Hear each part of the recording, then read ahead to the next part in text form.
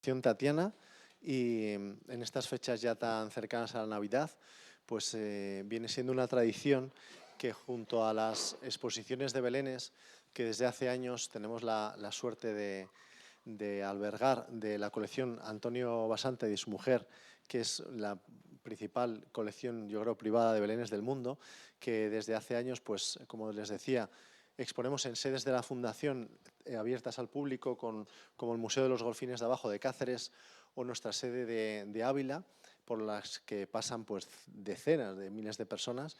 Y Antonio pues siempre tiene la amabilidad también de ir a presentarlas, de hacer alguna visita guiada, hemos ido haciendo distintas charlas, conferencias, y fruto de eso y de esa colaboración y de ese magisterio pues fue esa idea de que las plasmara en estos libros que hemos ido publicando en estos 3 últimos años, y tienen ustedes a la entrada pues algunos ejemplares, y la verdad es que son fantásticos. Y un poco pues también empezamos esta tradición un poco como Anduriña, que Antonio vuelve a casa por Navidad, ¿no? a esta que es su casa, y que nos da esta charla maravillosa sobre el Belén a su manera genial, digamos única, y que nos hace disfrutar y que nos hace paladear ya la Navidad. Antonio, yo creo que no necesitas presentación, y menos con este público entregado que tienes delante, y te dejo ya si quieres que cuando puedas o cuando quieras pues procedas con la charla. Muchísimas gracias. Un aplauso, por favor, Antonio. A ti.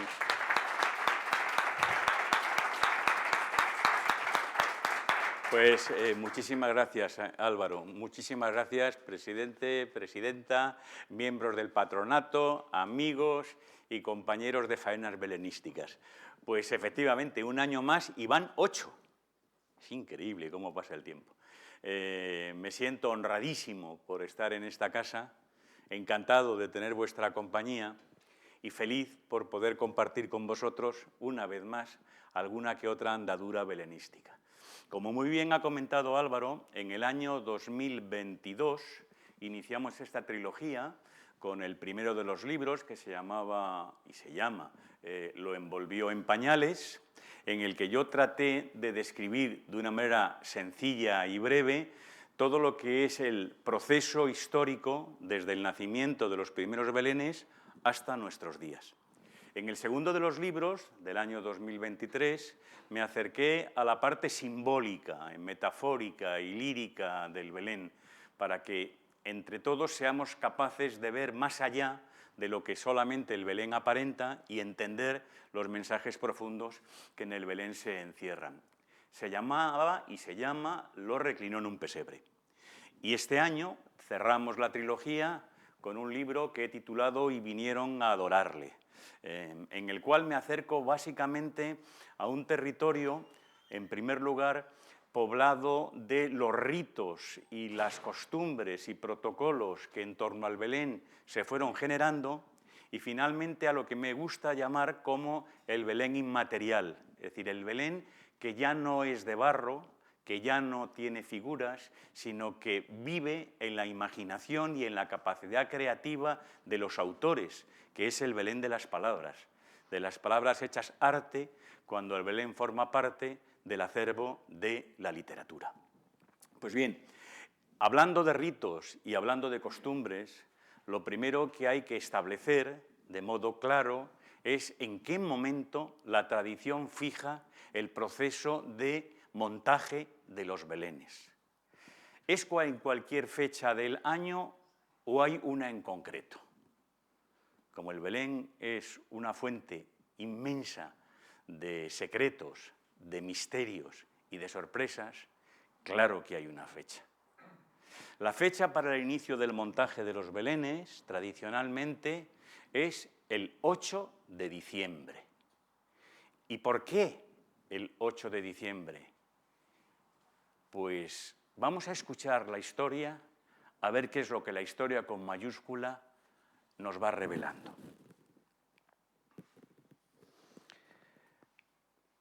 El peligro era extremo. De poco parecía haber servido el esfuerzo denodado de los últimos días, tratando de contener el ataque imparable de los asaltantes.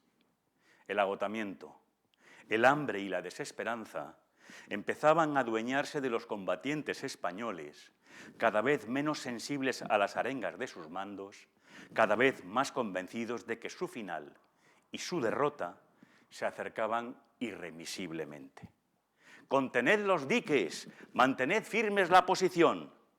Francisco Arias de Bobadilla, uno de los maestres de campo más prestigioso de los gloriosos tercios de Alejandro de Farnesio, trataba así de frenar el avance de los atacantes y de defender la isla de Bommel, territorio de Flandes, donde sus hombres luchaban en aquel 7 de diciembre de 1585. 7 de diciembre de 1585. A un lado, el caudaloso río Mosa. Al otro, abrazando el territorio, el anchuroso Baal, ceñido al Mosa a través de varios canales. Y rodeándolo todo, la amenaza de la escuadra de 200 barcos holandeses, capitaneada por el almirante Philips van Hohenlohe-Neuenstein. Solo el arrojo de soldados y oficiales españoles había sido capaz de contener hasta entonces el asedio, y únicamente su entrega, su firme voluntad de nunca capitular, logrado que la victoria enemiga no fuera definitiva y completa. De pronto, un rumor desconocido se alzó sobre el griterío de los contendientes. Un rumor bronco, creciente y destructor que Arias de Bobadilla reconoció de inmediato. «¡Atrás! ¡Atrás! ¡Poneos a salvo! Han abierto las compuertas y las aguas van a inundarnos». A su orden, los más de 4.000 soldados que aún resistían abandonaron las orillas de la isla para tratar de alcanzar su punto más alto, la cima del monte Empel, donde se erigía una humilde capilla. Llegados a su cumbre, las tropas comenzaron a excavar trincheras desde las que protegerse, y fue precisamente entonces cuando uno de los soldados, al introducir su pala en la tierra empapada por la lluvia que no cesaba, notó que aquella pala tropezaba. Porfió de nuevo y pronto tuvo la certeza de que algo impedía su excavación. No parecía una roca, sino más bien un objeto que se movía ligeramente al impulso de sus envites. Intrigado por saber de qué se trataba, comenzó a excavar con las manos y pronto sus dedos creyeron tocar un cuerpo plano y rectangular. Parecía el marco de una ventana, aunque de menor grosor. Palpó de nuevo con sus dedos el objeto aún enterrado y sintió entonces en el tacto la peculiar rugosidad del lienzo de un cuadro.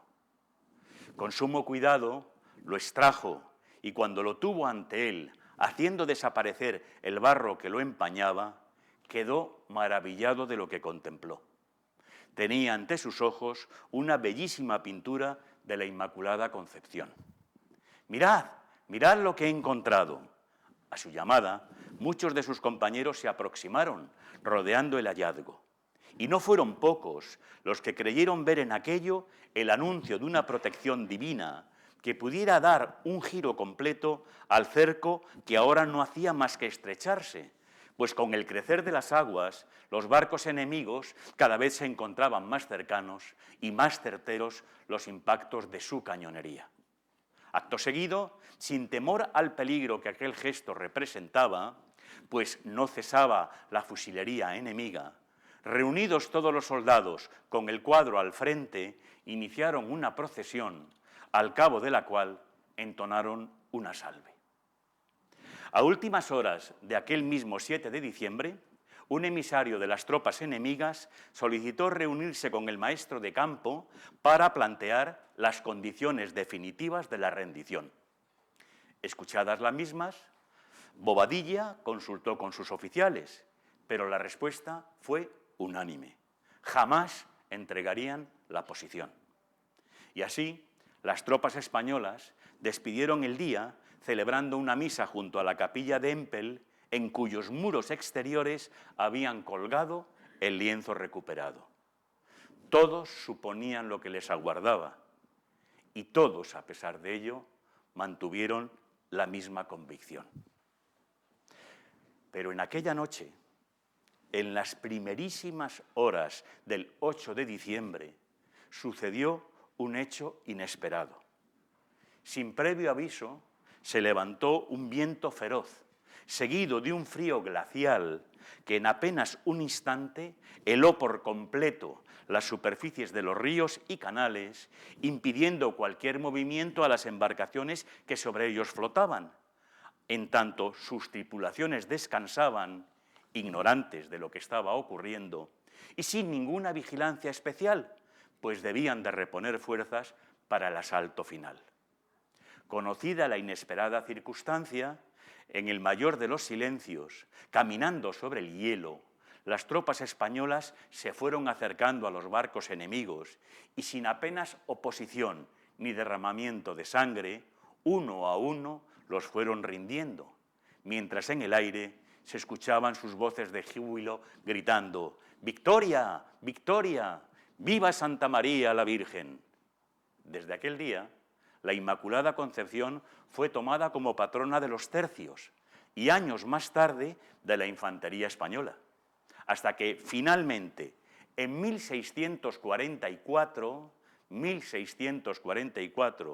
en el Reino de España y sus territorios de ultramar, con más de 2 siglos de anticipación a su celebración en la totalidad del orbe católico, se declaró el 8 de diciembre como la gran festividad en honor a María. Ella, que con su concepción divina inaugura el ciclo del nacimiento de Jesús y por tal motivo también marcará la fecha de instalación de los belenes ya desde el reinado de nuestro Felipe IV.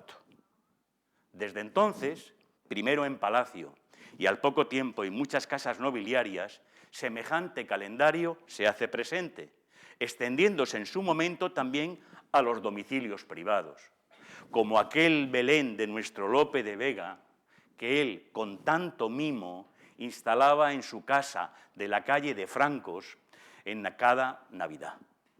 Un Belén que el poeta Eugenio Montes glosaba en su pregón navideño del año 1965. Cito a Eugenio Montes: «Agoniza la tarde del lúcido invierno madrileño. Cierra el fénix los batientes del balcón. En la cámara grande montan él y Juana Guardo, su esposa, montan el Belén. Tiene un ángel volador como suspenso en el aire, otro sobre el tejado que apenas se insinúa, sabiamente roto para dejar ver el interior del portal con el niño, la Virgen y San José. Un pastor con su rebaño de ovejas a la sombra de un árbol muy florido. Un segundo pastor derribado sobre el césped. Lo derribó la maravilla deslumbradora de ver que ha nacido Dios. Al fondo, en imponentes cabalgaduras, los 3 Reyes Magos, muy encasquetadas las coronas, con un aire a lo Carlos V. Y en sesgo hacia el pesebre, un humilde zagal. Esta descripción del Belén lopesco no es fantasía que se me ocurra, lo conozco. Con el paso de los años, como ya hemos dicho, el Belén también llega a las clases más humildes. En el mundo rural, de mano de los hileros, esa profesión ya perdida, que iban de pueblo en pueblo, a través de la economía del trueque, cambiando la recogida de trapos, zapatillas, cauchos, y ellos a su vez entregando objetos entre ellos, pequeños juguetes y figuritas de Belén sencillísimas para armar el nacimiento. Y en el urbano, a través de las ferias, tan tempranas como la madrileña de la Plaza de Santa Cruz, que en 1740 inició su andadura como el lugar para la compra de figuras y complementos de Belén. Hago aquí un paréntesis. 1740 significa que todavía estamos lejos de la llegada de Carlos III a España para reinar como tal, Y, consecuentemente, eso que tantas veces se afirma en los medios, que el Belén en España se inicia con Carlos III, no es sino un error histórico. El Belén ya existía con anterioridad y lo que sí es cierto es que Carlos III importa una tipología de Belén que es la del Belén napolitano. Pues bien, en la Plaza de Santa Cruz en 1740 ya había compra de figuras y complementos del Belén y, por tanto, si había feria belenista era porque había también suficiente público comprador, hasta el punto que en España Belén y Navidad formaron una unidad indivisible, presente así en todo el siglo XIX y parte del XX, como una de nuestras más claras y peculiares señas culturales de identidad, cumpliendo una liturgia que ya entronca con la vida de muchos de los que aquí estamos, y desde luego con la mía.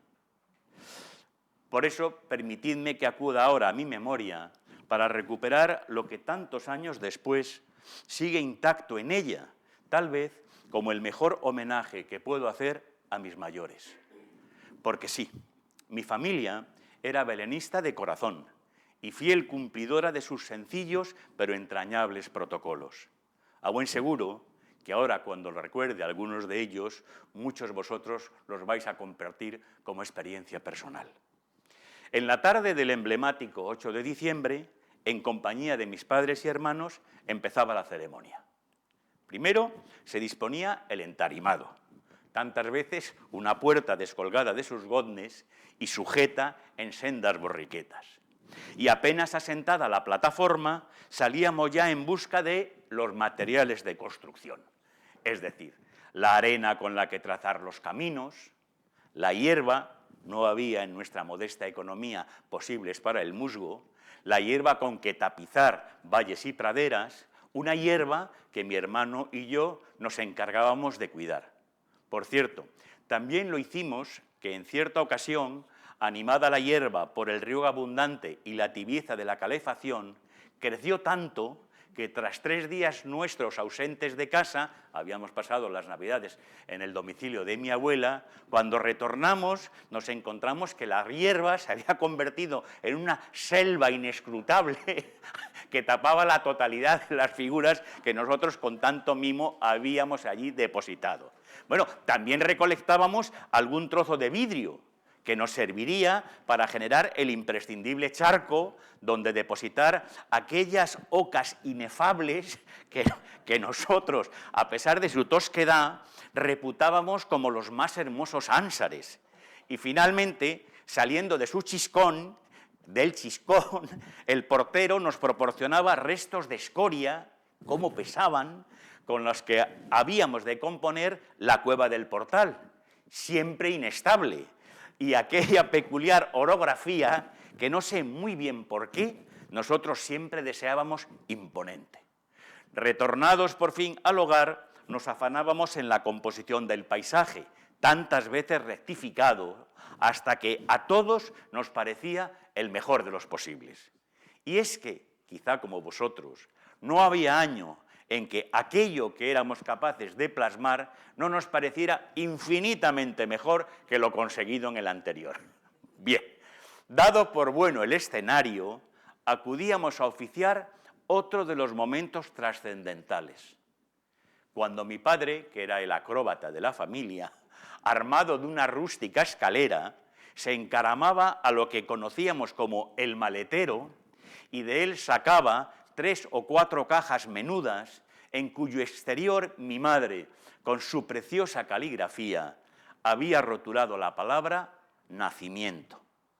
Sí, allí estaban cada una de las figuras de nuestro Belén, que tras de su largo sueño anual volvían a aparecer a nuestra vista.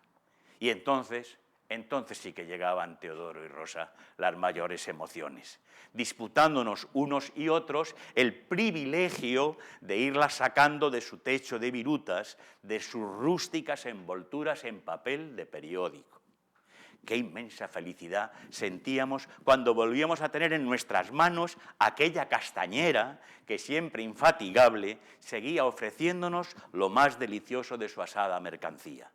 O qué ilusión volver a comprobar la tierna figura de la lavandera, esa que nunca faltaba en nuestro río de papel de plata.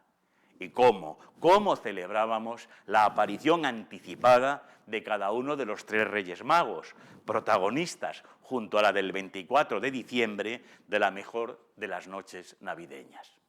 Mas también había lugar para el duelo, porque ya no nos acordábamos de lo sucedido con tal o cual figura, de los patos, que ahora se nos mostraban casi irreconocibles, pues el pasado año, a escondidas de nuestros padres, nos habíamos empeñado en hacerlos nadar sobre un lecho de agua verdadera, o de la cojera de la cabra, que a mi hermano se le antojó colocar en la cima de la más alta de nuestras montañas de escoria, y de la que ella, sin reparar, la cabra, sin reparar en el peligro y por complacer al primogénito, debió tratar de saltar en la noche mientras dormíamos, porque a la mañana siguiente apareció sobre el camino con las 2 patas descoyuntadas.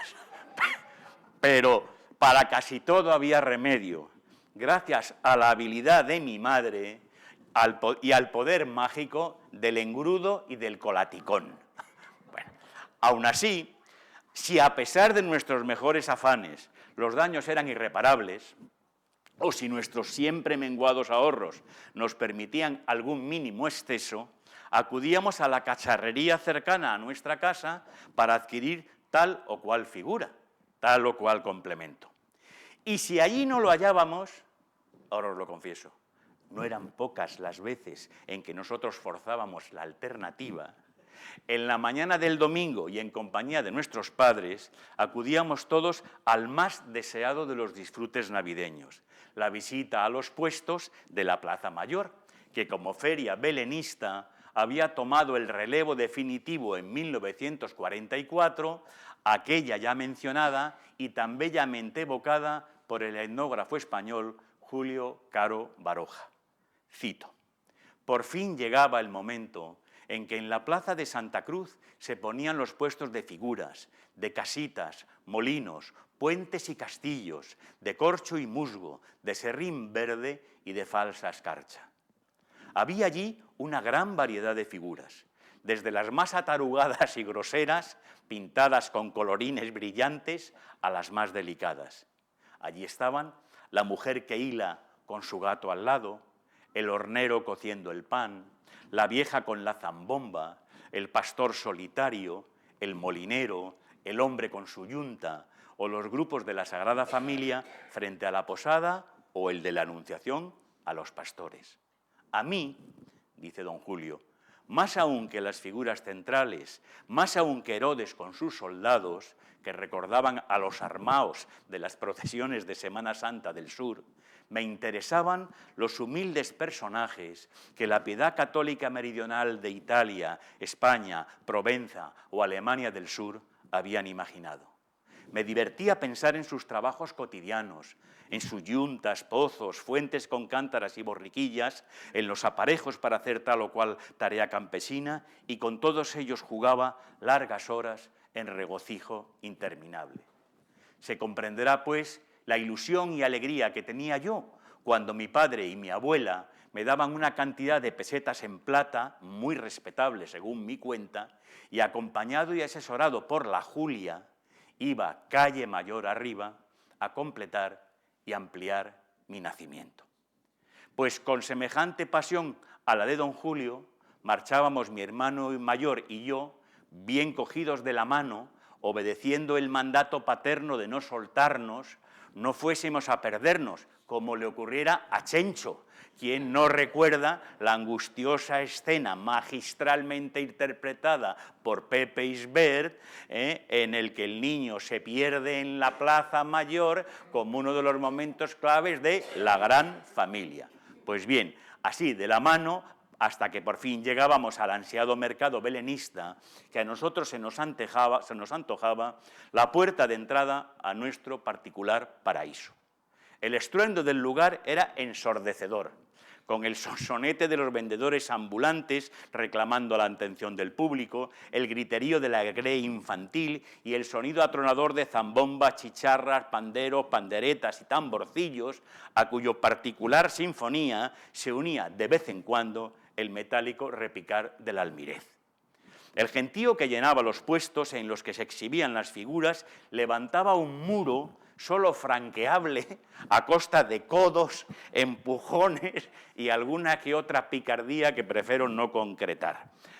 Pero jamás el esfuerzo resultaba en vano, pues alcanzada ya la primera fila, ante nosotros, en cualquiera de aquellos puestos, se desplegaba un mundo extraordinario que de inmediato transportábamos mentalmente a nuestro discreto Belén. Todo lo deseábamos, pues nada de lo que allí se nos ofrecía dejaba de causarnos la mayor ilusión y apetencia. Mirábamos y mirábamos insaciables, pero aquel día no éramos capaces de encontrar lo que más deseábamos, hasta que mi hermano, siempre mucho más perspicaz que yo, la localizó. ¡Está ahí, esa es la que buscábamos! Y a su indicación yo también la descubrí. ¡Oh! Jamás había visto un molinero mejor. Calzado con sus botas altas y vistiendo su pantalón verde, su camisa amarilla y sobre la cabeza un sombrero redondo y blanco.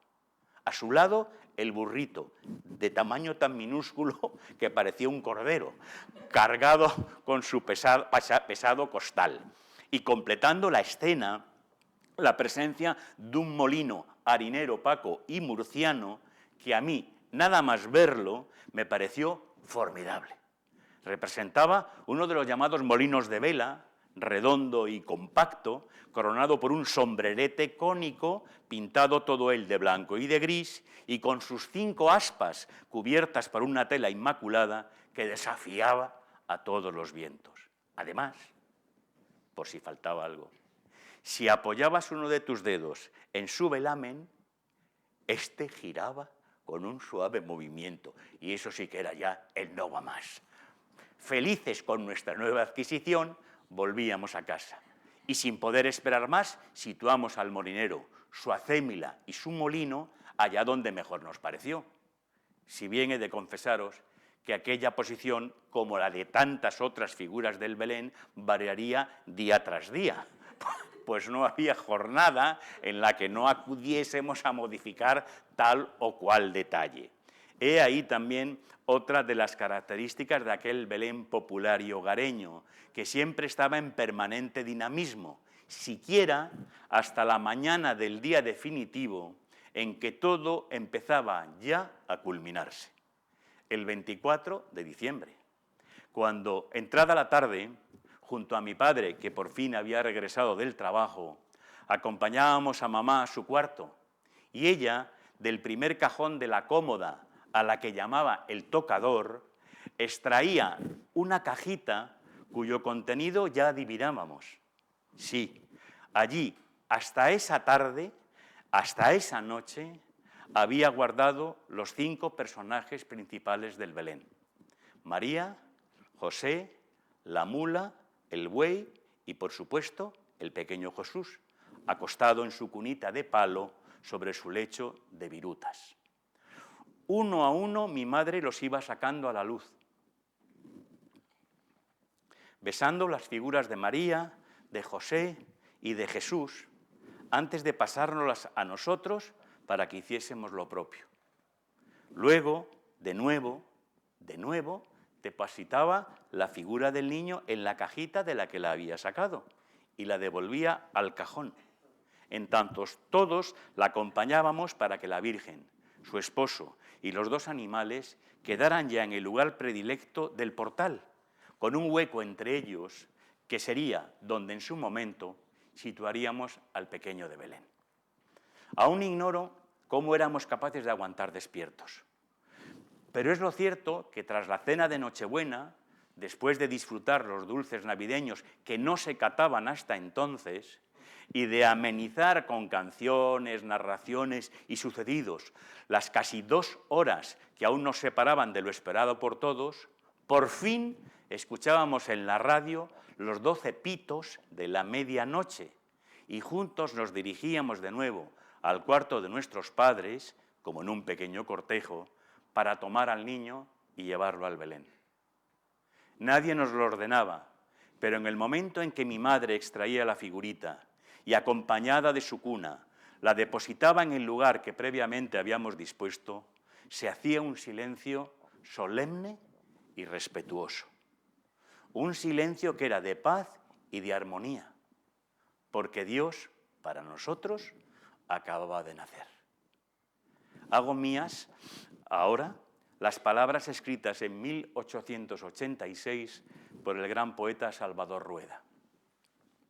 En un rincón está el nacimiento, una pequeña montaña cubierta de nieve por las cimas y de inmóviles ríos por las faldas, sostiene la balumba de árboles, riscos, cabras, ovejas, gente de a pie, gente de a caballo, pequeñuelos zagales con regalos a la espalda, pastores con delicados presentes, crestas, barrancos, veredas, caseríos. Disculpadme. Caseríos lejanos y, por último, galopando sobre el camino que culebrea y desciende a la llanura, los tres Reyes Magos, caballeros en tres soberbios corceles que siguen la estrella de hojalata colgada de rama macilenta. En el portal preside la fiesta un San José de barro, enfrente de quien mira al recién nacido una pequeña virgen con su manto de colores, su corona de rayos de oro y su semblante de rosa. Por entre la respingona mula y el paciente buey, asoma su microscópica cabeza el niño de Dios. La noche rueda misteriosa.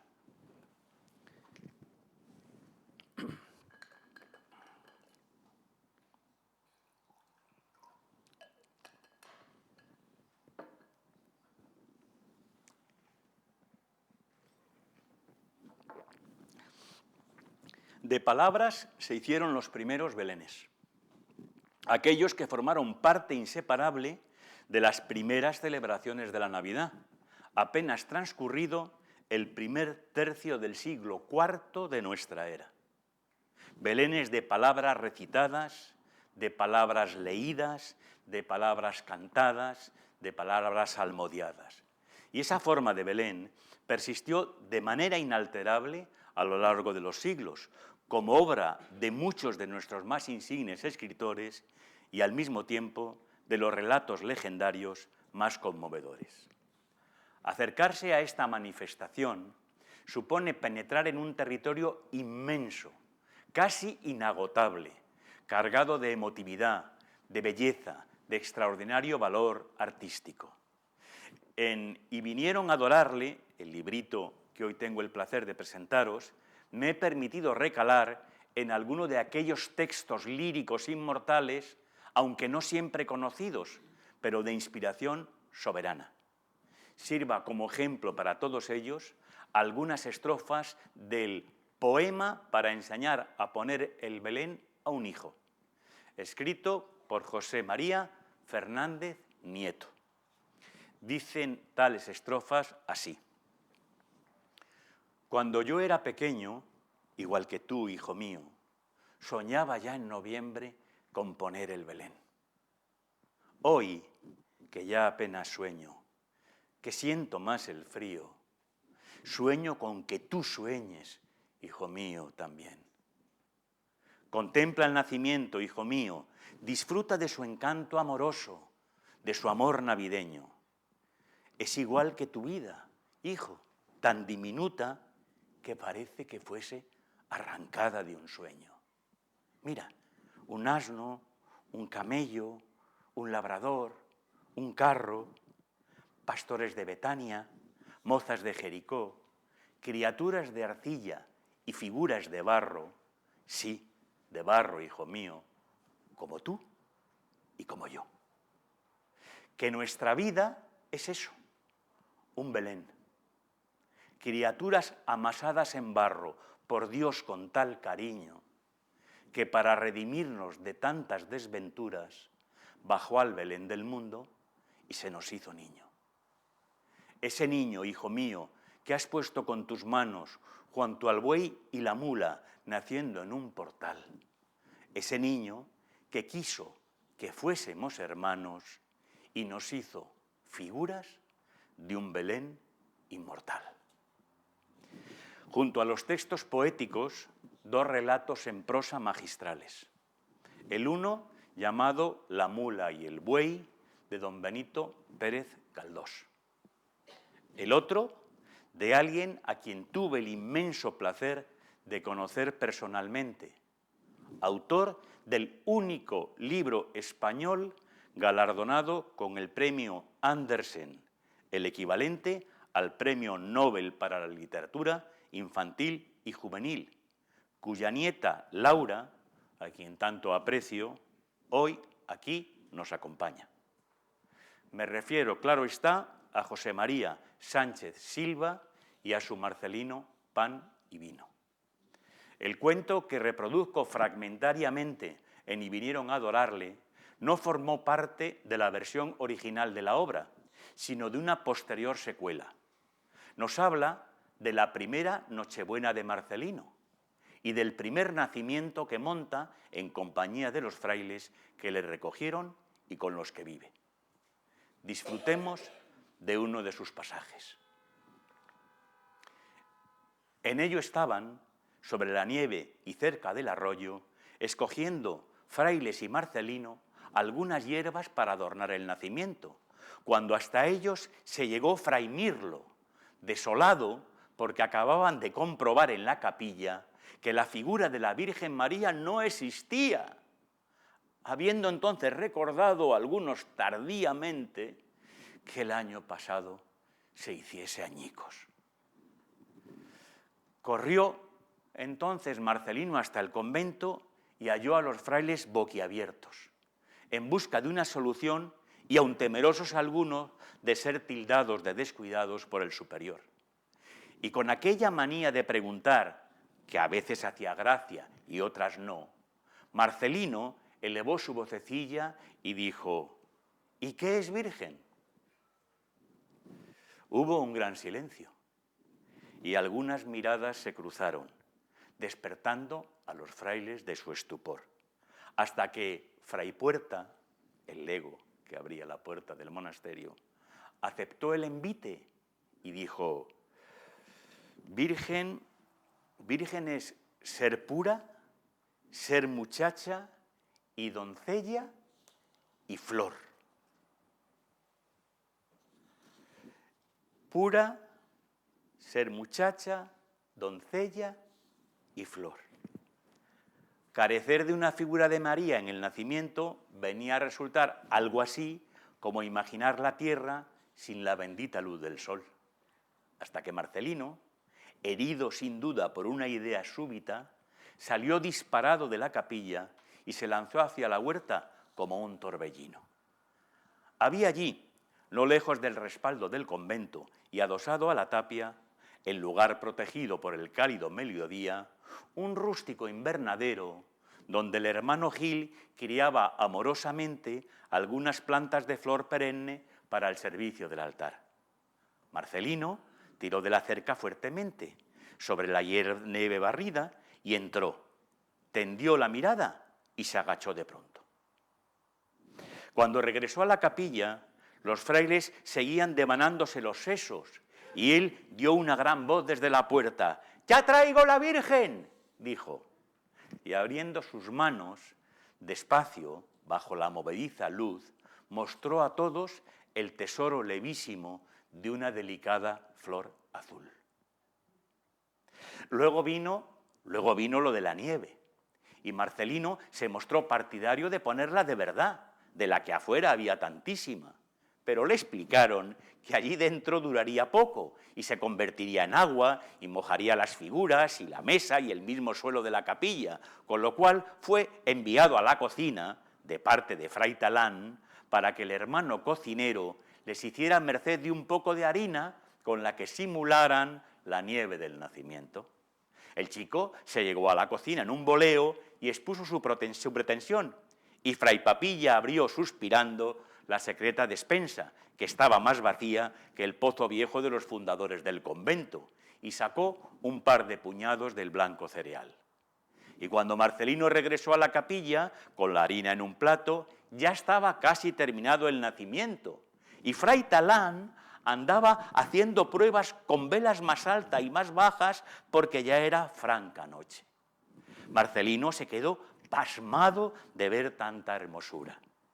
Y estaba el niño Jesús despierto, con los brazos un poco elevados en el aire y un pie oculto entre las pajas del pesebre. Y junto a él, San José con su vara. Y al otro lado, la flor azul que representaba a María. Y hacía precioso, porque no se veía entre el musgo el pequeño vaso con agua templada y azucarada que sostenía la flor, y así la alimentaba para que durase lo más posible. Y en estas cosas andaban cuando se llegó hasta la capilla el Padre Superior, y se mostró muy contento del maravilloso Belén que habían puesto sus frailes con Marcelino.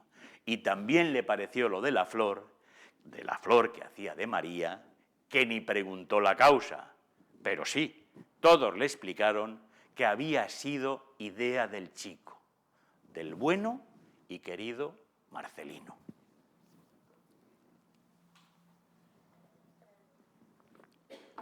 La gran literatura siempre bebe del caudal de la literatura popular.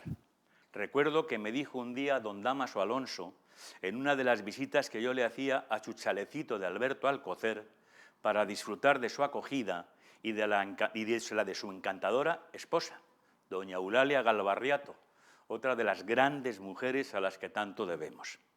A esa misma literatura popular me remito ahora como cierre de mi intervención.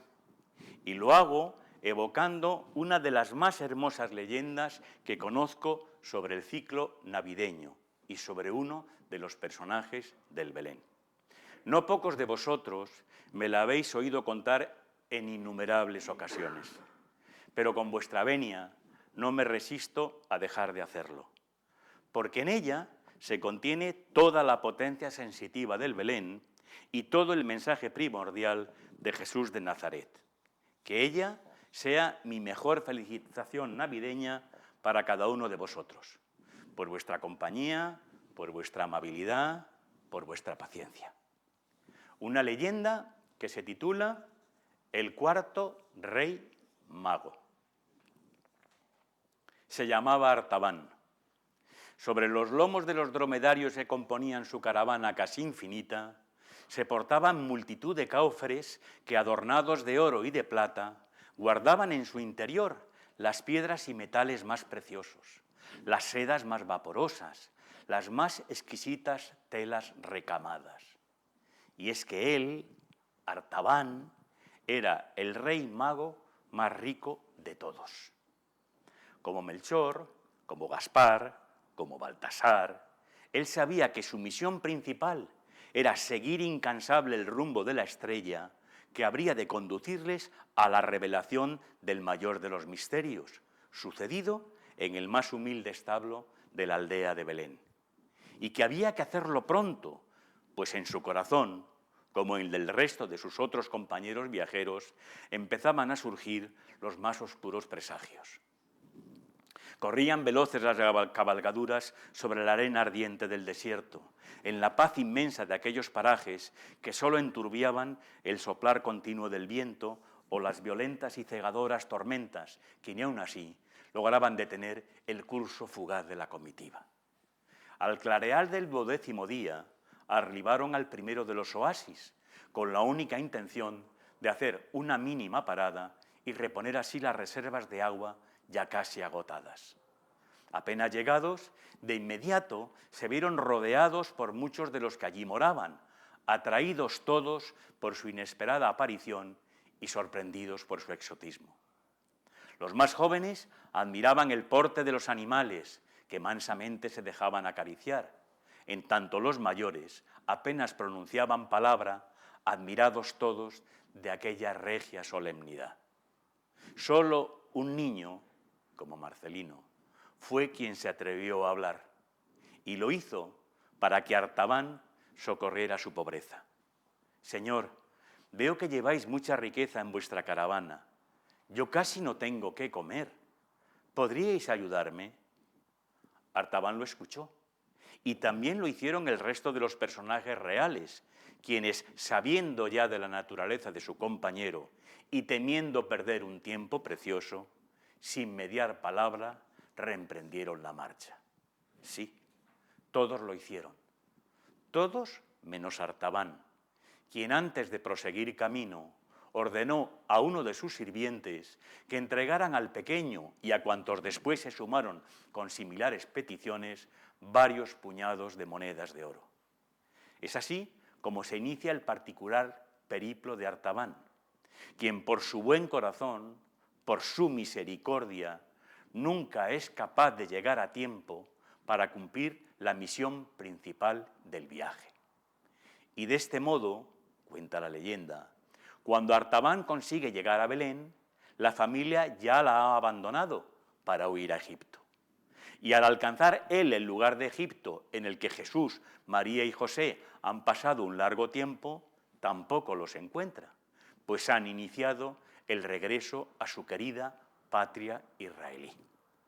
A partir de ahí, la trama de la leyenda va recorriendo uno por uno los lugares evangélicos de la vida de Jesús.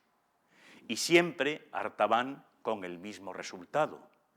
Un Artaban cada vez más pobre y cada vez más solo. Atrás van quedando la pequeña aldea de Nazaret, las orillas del río Jordán, Caná, Jericó, Cafarnaún, el mar de Galilea, Gadara, Betsaida, Betania, Tiro y Sidón, Decápolis, Genesaret, Dalmanauta, el monte Tabor, Sicar, Naín, Cesarea de Filipo, Betfagé, hasta que al fin Artaban, 33 años más tarde de haber iniciado su peregrinar y habiéndose convertido en el ser más mísero de la tierra, pues todo lo ha entregado a cuantos se lo piden, consigue llegar a Jerusalén. Y lo hace animado por las voces que le cuentan que tan solo días antes Jesús ha entrado en júbilo en la ciudad, entre vítores, hosannas y el agitar victorioso de ramas de palmera.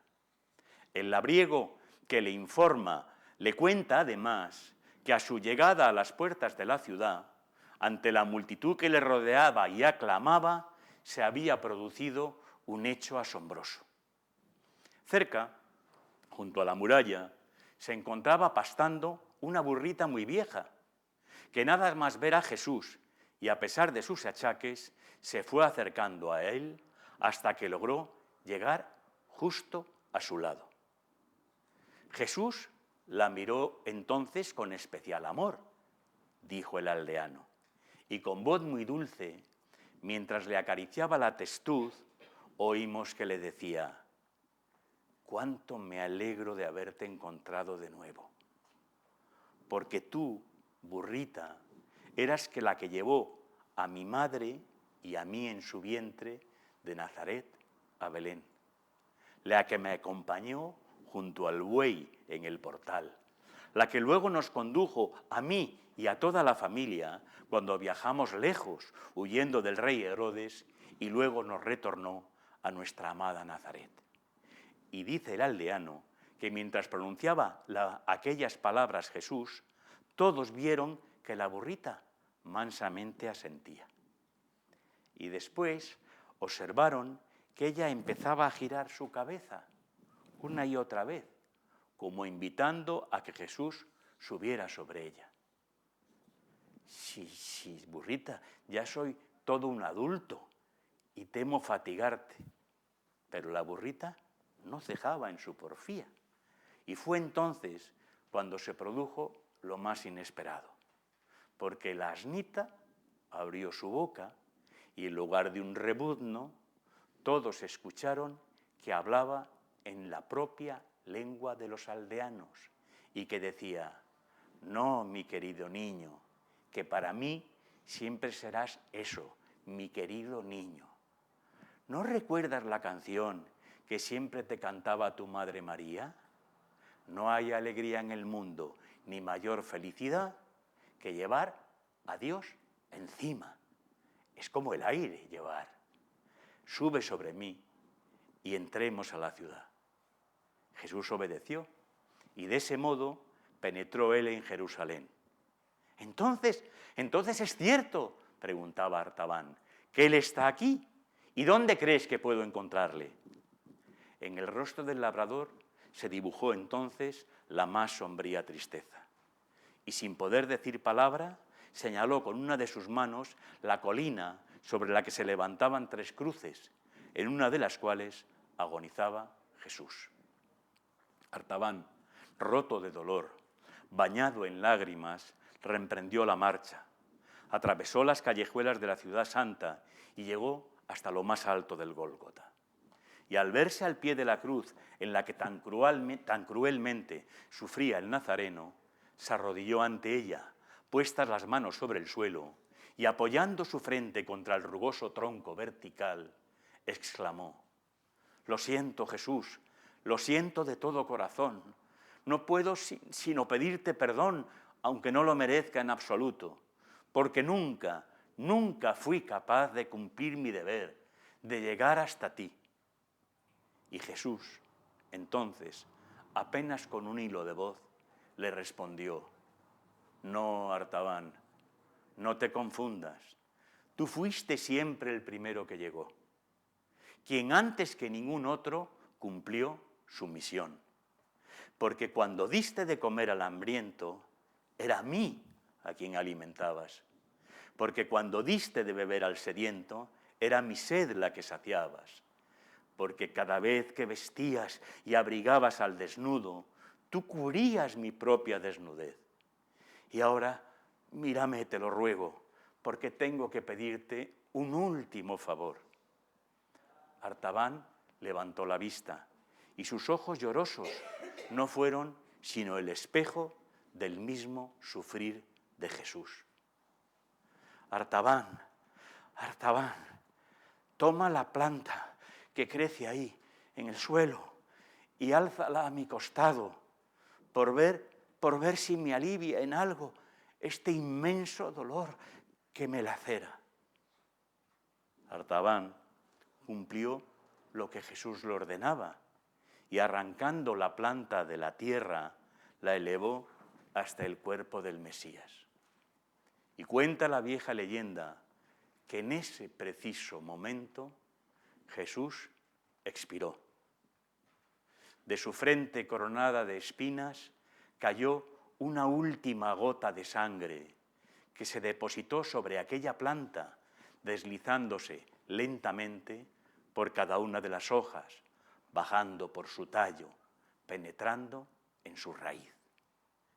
Y mientras el cielo se oscurecía y se rasgaba el velo del templo, entre las manos de Artaban, como un nuevo fuego de vida, radiante, luminosa, cargada de esperanza, nació la primera flor de Pascua, la misma que tantos llaman también la flor de la Nochebuena.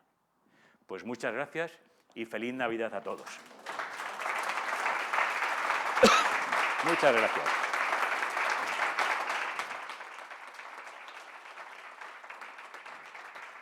Muchas gracias. Muy amables. Nada, muy amables. A ver, Leticia va a contarnos algo.